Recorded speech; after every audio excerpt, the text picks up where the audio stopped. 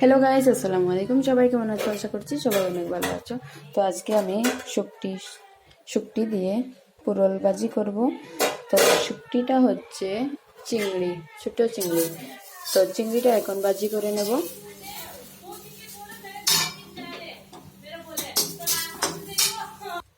Guys, চিংড়িটা নামিয়ে নিলাম। এখন কড়াইতে তেল দিয়ে দিলাম। তেলের মধ্যে এখন পেঁয়াজ দিয়ে দেবো।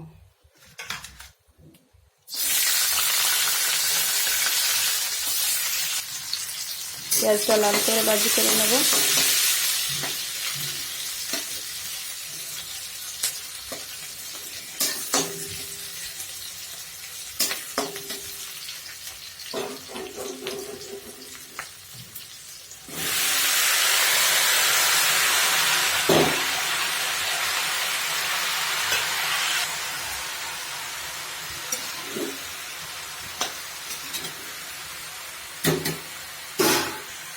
গাইস, এদিকে দেখো আমি পাকা পেঁপে কাটছি।